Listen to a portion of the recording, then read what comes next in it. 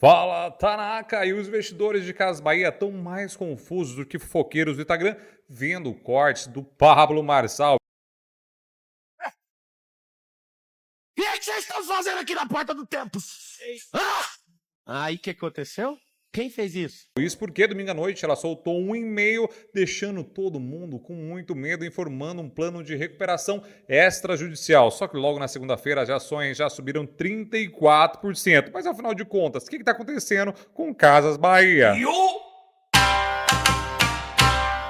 É, Taracão, e tem e-mail que deveria ser proibido domingo à noite, então, meu Deus do céu da terra, deixou todo mundo muito trancado em meio das Casas Bahia informando esse tal plano de recuperação, que as Casas Bahia já não estavam muito bem das pernas há muito tempo, todo mundo já sabia, mas logo assim na cara, do nada, vim falar de um plano de recuperação extrajudicial, deixou todo mundo muito tenso e confuso, só que na segunda-feira o mercado foi lá, deu uma resposta na cara. As ações subiram 34%, chegando a um pico de 38%, que deixou todo mundo maluco, pichuruco, biruleibe. Inclusive, um brother amigo cliente acabou me ligando e falou: Japão, o que está acontecendo aí? Nunca vi uma empresa lascada com plano de recuperação judicial browsear assim, e de fato é verdade. Mas isso pode sinalizar alguns pontos importantes e bons para os investidores das Casas Bahia, só que a gente tem que chegar a uma conclusão até o final desse vídeo. Então fica aqui com o Japão. Para entender o que culminou nesse meio, a gente tem que olhar para trás para saber o que aconteceu e também entender um pouquinho do momento atual do Brasil e da Bolsa de Valores brasileira. Isso nos leva até 2019, quando o Bilderberger Evers assumiu como CEO e foi de fato um ponto de virada bastante importante. As ações reagiram e a companhia também reagiu muito bem. Aquela cabeça gigantesca pensante fez nascer ali uma chama novamente dos investidores da então Via Varejo, que tinha acabado de segregar a operação do grupo Cassino. Quando o Klein foi lá, conseguiu recomprar a participação do grupo Cassino e voltou a ser o dono de todo o grupo das Casas Bahia e colocou o Bilderberger Evers no comando. E como falei para vocês, as ações já vinham muito bem, muito na bota, no vácuo de Magazine Luiza, que naquela época era tudo maravilha e tinham milhões de postagens, inclusive mostrando quanto dinheiro você teria se você tivesse comprado um iPhone em 2015 e quanto ele teria virado caso você não tivesse comprado um iPhone e comprado em ações da Magazine Luiza. Isso era um sonho. E hoje em dia isso virou meme, obviamente todo mundo sabe a situação que as duas estão hoje em dia, mas na época era tudo lindo, maravilhoso. Fizeram inclusive com que o fundo Alaska Black BDR nível 1 browseassem demais nas carteiras de diversas pessoas físicas que começavam naquela época a entrar na bolsa. E obviamente um fundo tão potente como aquele na época, todo mundo ficou muito seduzido e obviamente a gente sabe também a situação que está o Alaska Black hoje, o BDR. Como todo bom engenheiro de obra pronta, analista de retrovisor, obviamente olha tudo diferente hoje em dia, né? Depois de tudo que a gente passou. Teve um grande alívio nessa história. Teve a pandemia, a gente sabe, as ações todas despencaram, mas adivinha quem despontou? Via Varejozinha, Casas Bahia, Magazine Luiza browsearam demais, porque na época todo mundo achava que ia ser tudo online, tudo eternamente online, que o e-commerce ia disparar muito mais do que disparou. Mas tudo, como eu falei para vocês, é analisado com o que a gente tinha de informação até então. Então as ações dispararam, foi um grande sucesso, inclusive o Chama no Zap, que era um bagulho bem óbvio, né, mais integrado com o CRM, da Via Varejo, que tinha sido implantado até então, eles conseguiram muitos e muitos bons resultados, com toda a loucura que foi na época. E depois disso o Brasil teve o pico todo. Foi na época também que surgiu o fenômeno Vara E30, que virou meme depois, mas errado não tava, porque foi Vara 30, mas não falou onde, né? Então no futuro vocês estão ligados onde esses 30 pararam. E aí, o que aconteceu desde então foi que não só a Via Varejo, mas também Magazine Luiza e diversas varejistas só despencaram. Então, o que Via Varejo, precisando de dinheiro, começou a fazer novas emissões de debêntures, que são dívida, e o que nos leva à situação desse e-mail agora. E no e-mail, apesar do nome assustador, tinham boas notícias, que ela tinha conseguido refazer ou renegociar dívidas e que, inclusive, os maiores credores, Banco do Brasil e Bradesco, já haviam aceitado, que é incrível e maravilhoso, e que eles que desembolsariam até 2027 aproximadamente 4,1 bilhões de reais conseguiram prorrogar isso para depois de 2027 e que até 2027 agora eles vão pagar apenas 500 milhões de reais. E uma das partes mais importantes, inclusive, foi que conseguiram também renegociar a taxa, que eram aproximadamente CDI mais 2,75 e que passou a ser CDI mais 1,5. E para vocês terem uma noção de quão tenso é esse negócio, imagina que lá atrás a taxa de juros estava 2%, então eles acabaram se endividando bastante, então era CDI mais 2,75, 4,75.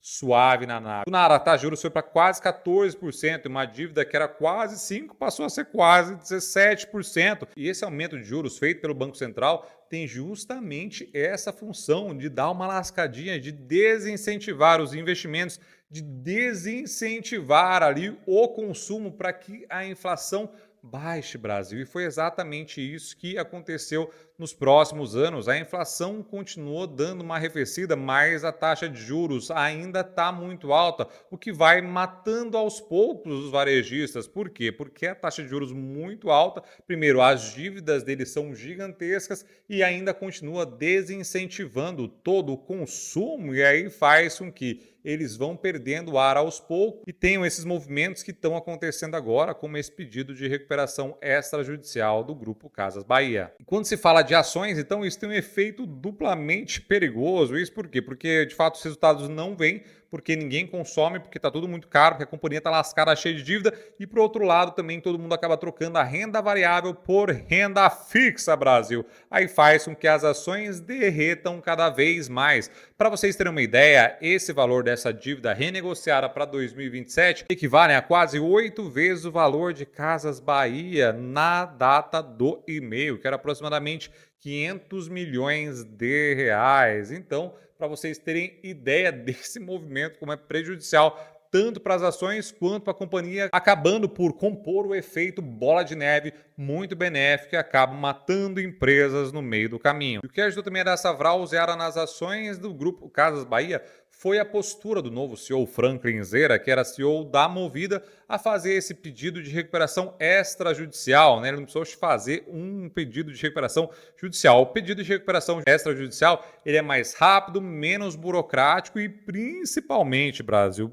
principalmente menos custoso. E aí isso também foi um ponto positivo para a reação das ações positivamente do Grupo Casas Bahia. E do jeito que está falando aí, Japão, parece que está tudo lindo, maravilhoso, que as ações só vão subir daqui para frente, que a vara vai ser 30 finalmente. Primeiro, falar que vara é 30 para japonês é quase um insulto. E segundo, é porque não. Hoje, por exemplo, as ações já começaram a cair fortemente, batendo picos mínimos de 9% e foi retomando ali. Agora está mais ou menos 3% negativo quando eu gravo esse vídeo. Postaraca aqui. E o que acontece é que tem vários riscos embutidos e o principal deles é a tal da diluição, porque parte dessa dívida, e para se tornar mais atrativo e fazer com que o Banco do Brasil e o Bradesco aceitassem esse movimento, foi, obviamente, fazer uma parte de conversão da dívida em equity. E, obviamente, eles não são bobo nem nada e aceitaram essa parte de talvez virar equity, que é um risco também para o banco.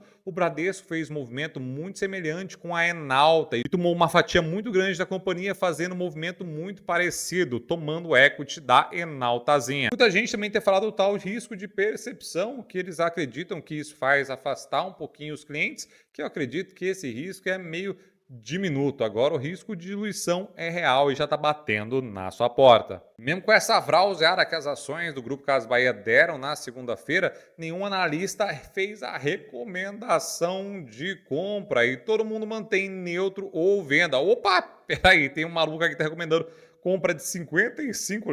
Esse aí deve estar Pichuruco Pirelebe ou simplesmente esqueceu de atualizar o RI das Casas Bahia. O fato é que a economia brasileira está bastante distante daquela deslanchada, muito embora vários analistas gringos acreditam que, se por acaso o governo fizer um negócio perene, gostosinho, pode sim ser que o Brasil venha a ter um destaque bastante grande no mercado acionário. O fato é que o Grupo Casas Bahia não está sozinho nesse mar, porque está muito difícil dos varejistas navegarem. Inclusive, Mercado Livre, Melizinha também está sofrendo demais esse ano. Aí muitos estão falando, mas e a Amazon está browsando e tá, porque os Estados Unidos não param de crescer. Lá nos Estados Unidos, mesmo com a taxa de juros altíssima, a economia ainda está vrauseante e isso faz com que também dê até uma remediada, uma retardada aqui na volta de mercados emergentes como o nosso. Por quê? Porque o dinheiro que está aqui foge e vai lá para a Bolsa dos Estados Unidos ou para a renda fixa americana. Faz com que também a Bolsa de Valores brasileira perca cada vez mais gringos, mais dinheiro gringo indo embora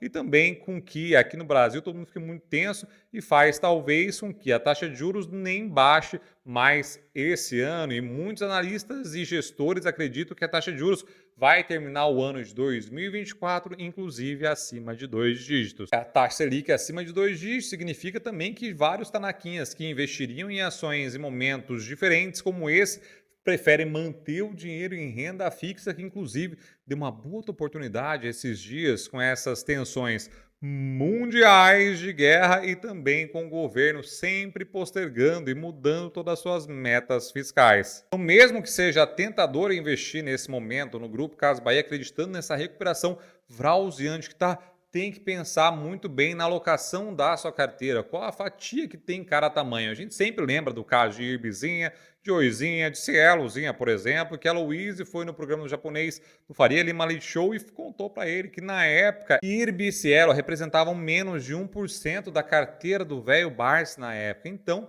tem que tomar muito cuidado com esses cases que são, obviamente, oportunidades de longuíssimo prazo, caso você tenha estudado o ativo e está acreditando nessa retomada, mas o cenário atual e minimamente futuro de curto prazo que a gente consegue enxergar, as ações ainda devem continuar sofrendo, já que a taxa de juros não deve baixar. E aí, sempre nessas horas, depois de anos, tudo der certo, amém. Muita gente fala, nossa, olhar para Via Varejo, para Casas Bahia, e comprei quando ninguém queria comprar, e hoje as ações estão lindas, maravilhosas, mas também é o mesmo momento que o pessoal compra e depois fica chorando, fala, devia ter vendido antes, e todo chororô. Então, acima de tudo, acima do preço de tela da ação, acima do valor de mercado, tem que saber, primeiro, qual é a proporção que ela vai ter na sua carteira e se de fato você tem esse fôlego para aguentar uma possível recuperação daqui a 5, 10 anos do Grupo Casas Bahia, por exemplo. Do mesmo jeito que a taxa de juros americana impacta no dólar e também impacta